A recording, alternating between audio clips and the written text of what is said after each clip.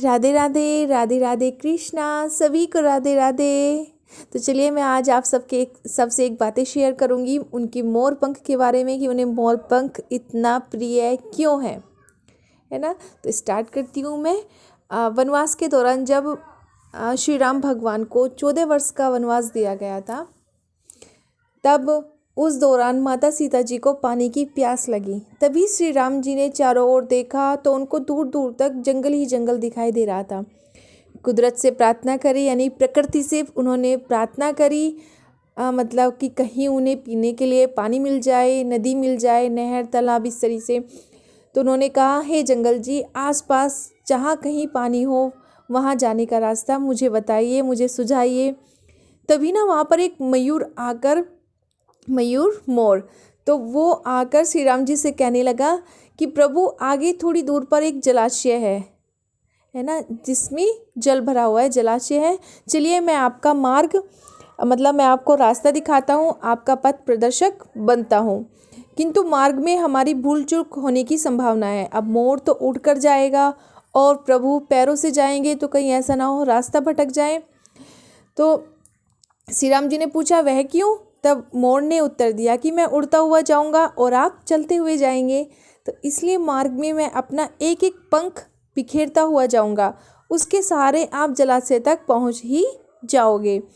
तो यह बात तो हम सभी जानते हैं कि मयूर के जो पंख होते हैं वो एक विशेष समय एवं एक विशेष ऋतु में ही बिखरते हैं। मतलब उनका भी एक विशेष समय आता है, नेचुरल जो समय आता है वो तभी बिखरते हैं। अगर वह अपनी इच्छा से अपने पंखों को त्याग करते, अपने पंखों को बिखेरते हैं ना, तो उनकी मृत्यु हो जाती है। जो एक रियल फैक्ट है कि अगर उन्होंने अपनी इच्छा से अपने पंख बखेरे, अपने पंखों को त्याग किया, तो उनकी मृत्यु हो जाएगी।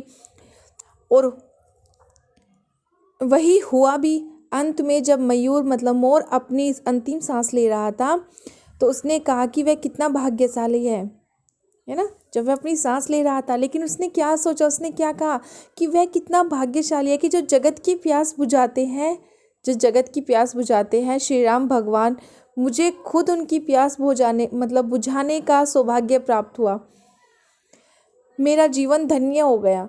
तो अब मेरी कोई भी इच्छा शेष नहीं रही। तभी भगवान श्री राम ने मोर से कहा कि मेरे लिए तुमने जो अपने मयूर पंख बिखेर कर मुझ पर जो ऋण चढ़ाया है, मैं उस ऋण को अगले जन्म में जरूर चुकाऊंगा, तो मेरे सिर पर आपको चढ़ाकर। तो इसीलिए भगवान श्री राम ने जब उन्हें वचन दिया कि तुमने तो मुझ पर ऋण चढ़ा दिया, उन्होंने अपने पंखों के द्वारा प्रभु को रास्ता दिया, और रास्ता देने से क्या हुआ, अपनी मर्जी से पंख अपने त्याग किए थे, तो फिर इसी वजह से उसकी मृत्यु थी। तो प्रभु ने कहा था कि मैं अगले जन्म में इसे अपने सर पर धारण करूंगा, ताकि वो उस मोर का ऋण चुका सके। तो उसके बाद अगले जन्म में श्री कृष्ण अवतार में, जब विष्णु भगवान ने श्री कृष्ण रूप में अवतार लिया, तो उन्होंने अपने माथे पर मयूर पंख को धारण कर वचन अनुसार उस मयूर का ऋण उतारा था। तो इसका मतलब यही है ना कि अगर भगवान को ऋण उतारने के लिए पुनः जन्म लेना पड़ता है, तो वो हम तो मानव है ना, न जाने हम तो कितने ही ऋणानुबंध से बंधे, कितने ही ज़्यादा कर्जे से बंधे हैं। उसे उतारने के लिए हमें भी कितने ही जन्म लेने पड़ जाएंगे, है ना। तो इसीलिए जो भी हम भला कर सकते हैं इसी जन्म में हमें करना है। तो यह थी प्रभु के मोर पंख धारण करने की कथा। आई होप आप सबको पसंद आई होगी। राधे राधे राधे राधे कृष्णा, सभी को राधे राधे।